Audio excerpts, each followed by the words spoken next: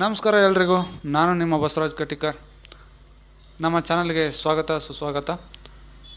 ಕಳೆದ ವಿಡಿಯೋದಲ್ಲಿ ನಾವು ಕೊಪ್ಪಳ ಜಿಲ್ಲೆಯ ಮಾಹಿತಿಯನ್ನು ಪಡೆದುಕೊಂಡ್ವಿ. ಇದೀಗ ಉತ್ತರ ಕರ್ನಾಟಕದಲ್ಲೇ ಹಾಗೂ ಹೈದರಾಬಾದ್ ಕರ್ನಾಟಕದಲ್ಲೇ ಒಂದು ಜಿಲ್ಲೆಯಾಗಿರ್ತಕ್ಕಂತಹ ಕಲಬುರಗಿ ಜಿಲ್ಲೆಯ ಮಾಹಿತಿಯನ್ನು ಪಡೆದುಕೊಳ್ಳೋಣ. ಈ ಕಲಬುರಗಿ ಜಿಲ್ಲೆಯನ್ನು ಇನ್ನೊಂದು ಹೆಸರಿನಿಂದಲೂ ಕೂಡ ಕರೆಯುತ್ತಾರೆ, ಅದು ತೊಗರಿಯ ಕಣಜ ಅಂತ. ಈ ಜಿಲ್ಲೆ ಸ್ಥಾಪನೆಯಾಗಿದ್ದು 1956ರಲ್ಲಿ. ಈ ಜಿಲ್ಲೆಯ ಸಂಪೂರ್ಣ ವಿಸ್ತೀರ್ಣ 10,951 ಚದರ ಕಿಲೋಮೀಟರ್. ಇಲ್ಲಿನ ಜನಸಂಖ್ಯೆ 25,64,892 ಜನ. ಇಲ್ಲಿ ಅತಿ ಹೆಚ್ಚು ಜನ ಕನ್ನಡ ಮತ್ತು ಉರ್ದು ಭಾಷೆಯನ್ನು ಹೆಚ್ಚು ಬಳಸುತ್ತಾರೆ.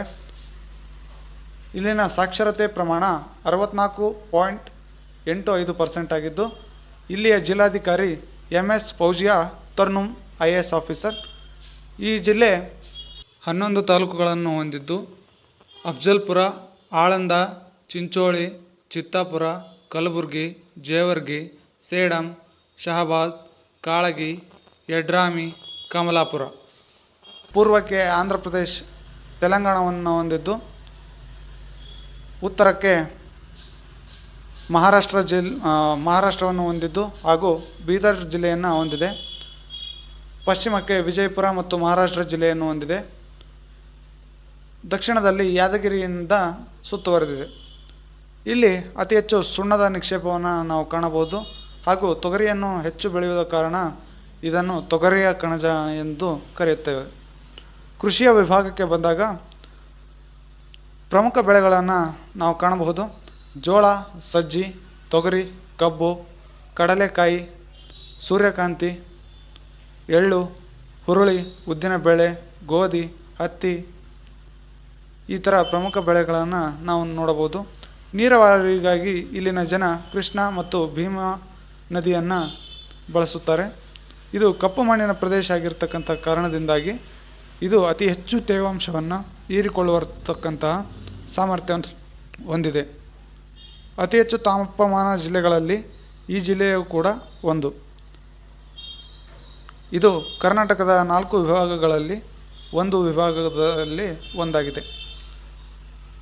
ಇಲ್ಲಿನ ಇತಿಹಾಸ ತಿಳಿದುಕೊಳ್ಳುತ್ತಾ ಹೋಗೋದಾದರೆ, ಕಲಬುರಗಿ ಜಿಲ್ಲೆ ರಾಷ್ಟ್ರಕೂಟ ಅರಸರ ಕಾಲದವರೆಗೆ ಹಾಗೂ ಚಾಲುಕ್ಯರ ಸಾಮ್ರಾಜ್ಯದ ಕೆಳಗೆ 200 ವರ್ಷದ ಕಾಲ ಈ ಜಿಲ್ಲೆ ಆಳಲ್ಪಟ್ಟಿತ್ತು.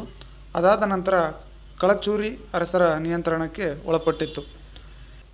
ಭಾರತದ ನ್ಯಾಯಶಾಸ್ತ್ರದ ಪಿತಾಮಹನೆಂದೇ ಪ್ರಸಿದ್ಧಿಯಾಗಿರ್ತಕ್ಕಂತಹ ವಿಜ್ಞಾನೇಶ್ವರನ ಸಂಶೋಧನಾ ಕೇಂದ್ರ ಇಲ್ಲೇ ಇತ್ತು.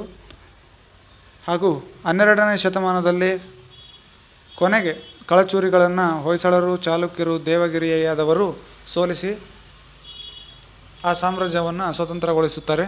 ನಂತರದಲ್ಲಿ ಕಾಕತೀಯರಿಂದ ಈ ಕಲಬುರಗಿ ಆಳಲ್ಪಟ್ಟು ಕ್ರಿಸ್ತಶಕ 1321ರಲ್ಲಿ ಕಾಕತೀಯರನ್ನು ದೆಹಲಿ ಸುಲ್ತಾನರು ಸೋಲಿಸಿ ದೆಹಲಿ ಸುಲ್ತಾನರ ಆಡಳಿತಕ್ಕೆ ಈ ಕಲಬುರಗಿ ಬರುತ್ತದೆ. ನಂತರದಲ್ಲಿ 1347ರಲ್ಲಿ ಬಹುಮನಿ ಸುಲ್ತಾನರ ಸಾಮ್ರಾಜ್ಯ ಸ್ಥಾಪನೆ ಆದಾಗ ಕಲಬುರಗಿ ಜಿಲ್ಲೆ, ವಿಜಯಪುರ ಜಿಲ್ಲೆ ಮತ್ತು ಬೀದರ್ ಜಿಲ್ಲೆ ಬಹುಮನಿ ಸಾಮ್ರಾಜ್ಯದ ಅಧೀನಕ್ಕೆ ಒಳಪಡುತ್ತವೆ.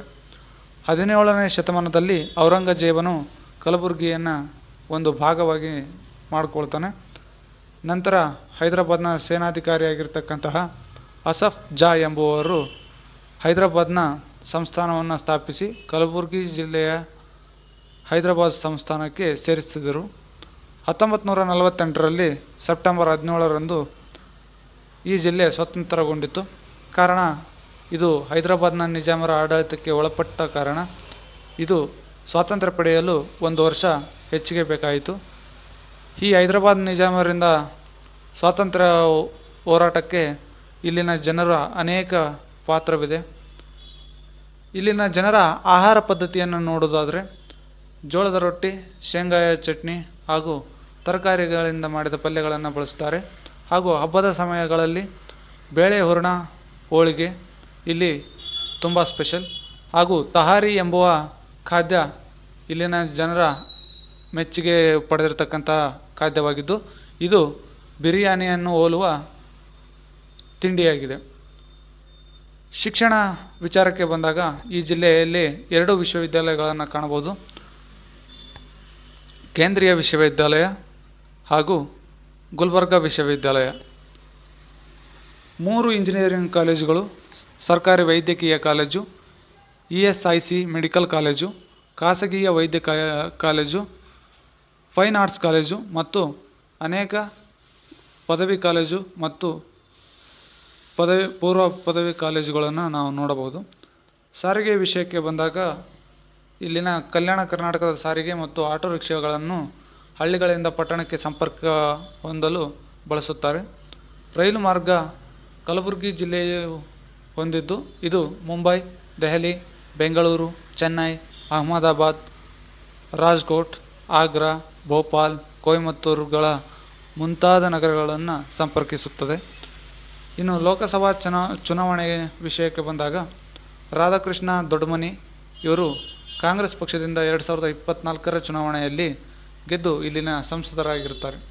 ಪ್ರೇಕ್ಷಣಿಕ ಸ್ಥಳಗಳೆಂದರೆ ಖಾಜಾ ಬಂದೇ ನವಾಜ್ ದರ್ಗಾ, ಚಂದ್ರಲಾಂಬ ದೇವಸ್ಥಾನ, ದತ್ತಾತ್ರೇಯ ದೇವಸ್ಥಾನ, ಶರಣ ಬಸವೇಶ್ವರ ದೇವಸ್ಥಾನ, ಬುದ್ಧ ವಿಹಾರ, ಚಂದ್ರಂಪಲ್ಲಿ ಡ್ಯಾಮ್, ಗುಲ್ಬರ್ಗ ಕೋಟೆ, ಆಫ್ಟ್ ಗುಂಬಾಜ್, ಮಾನ್ಯಕೇಟ ಇಲ್ಲಿನ ಪ್ರೇಕ್ಷಣೀಯ ಸ್ಥಳಗಳಲ್ಲಿ ಒಂದಾಗಿವೆ.